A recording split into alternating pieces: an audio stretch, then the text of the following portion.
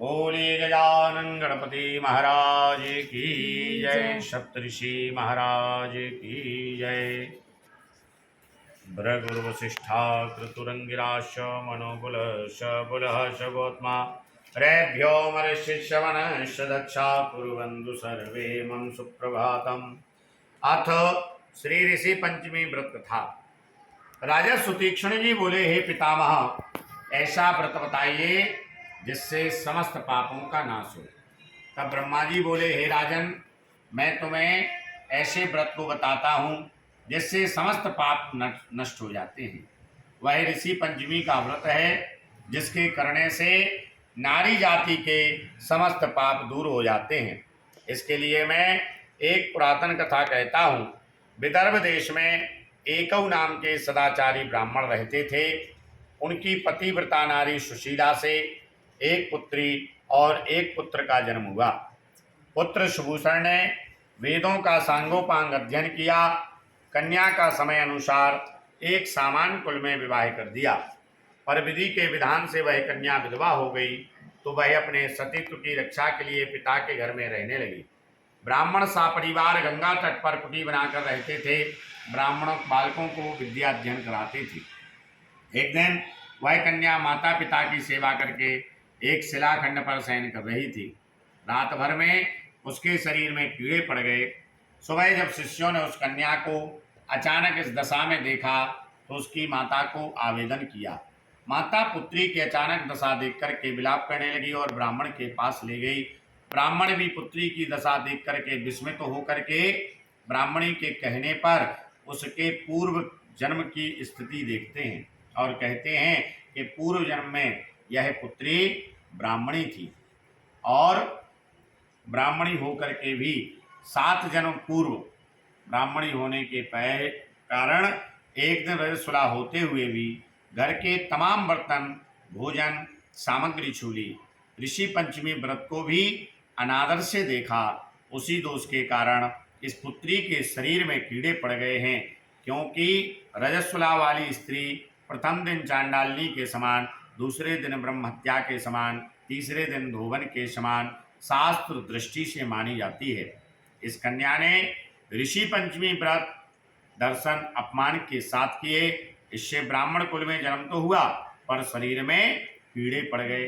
तब सुशीला ने कहा, हे महाराज, ऐसे उत्तम व्रत को आप विधि सहित वर्णन करें जो सांसारिक प्राणी इस व्रत से लाभ उठा सके। ब्राह्मण बोले, हे सुशीले, यह व्रत भादों शुक्ल पंचमी के दिन धारण किया जाता है। उस दिन पवित्र नदी में स्नान कर व्रत धारण करें।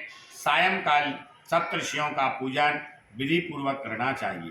भूमि को शुद्ध गोबर से लीप कर उस पर अष्टदल कमल बनाकर सप्तऋषि जैसे महर्षि कश्यप, अत्रि, भारद्वाज, विश्वामित्र, गौतम, जमदग्नि, वशिष्ठ महर्षियों की स्थापना कर आचमन, स्नान, चंदन, पुष्प, धूप, दीप, नैवेद्य से पूजन कर व्रत सफलता की कामना करें। इस व्रत को करके उद्यापन करना चाहिए। चौथ के दिन एक बार भोजन करके पंचमी के दिन व्रतारंभ करें। सुबह नदी जलाशय में स्नान करके गोबर से लीपकर सर्वतोभद्र चक्र बनाकर उस पर कलश स्थापन करें।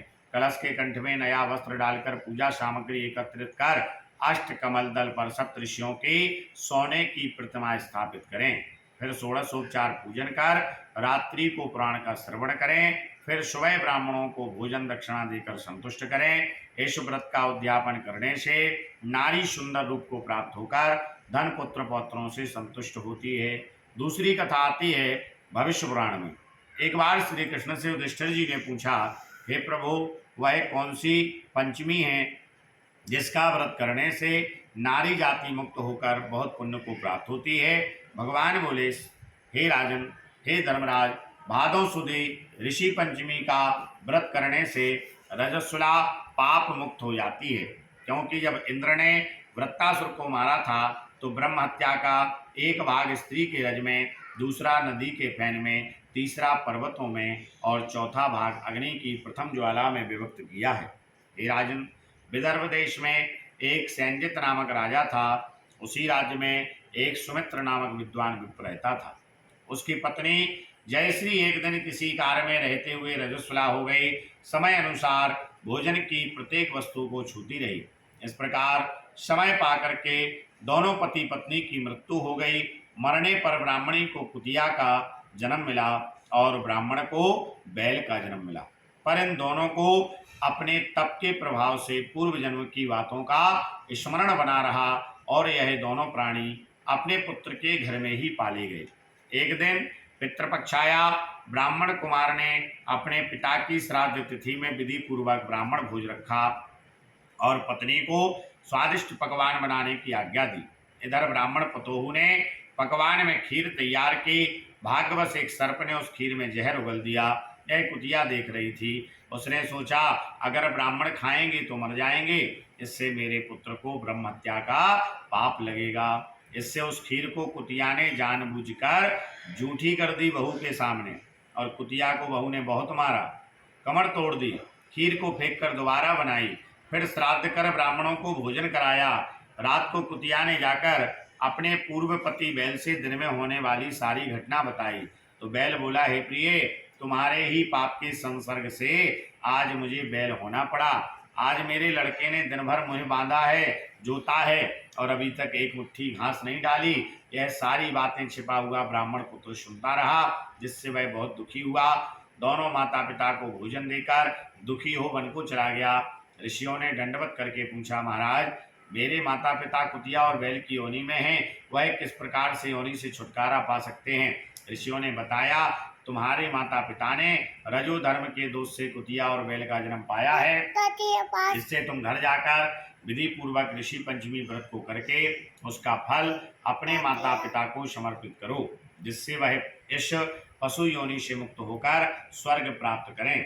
मुनियों से व्रत का विधान सुनकर उसने घर जाकर विधिवत भाद्रपद शुक्ला ऋषि पंचमी को व्रत किया, जिसके प्रभाव से वह क्रूर योनि से छूटकर दिव्य देह पाकर के विमान पर चढ़कर स्वर्ग को गए। हे राजन, जो नारी इस व्रत को विधि पूर्वक कर श्रद्धा से सप्तऋषियों का पूजन करती है, वह नारी भयंकर रजस्वला दोष मुक्त होकर शीघ्र ही धन पुत्र आदि सुख सौभाग्य को पाती है। इससे इस व्रत को करना नारी जाति का मुख्य कर्तव्य है। इससे तन मन आदि के दोष से मुक्ति होती है।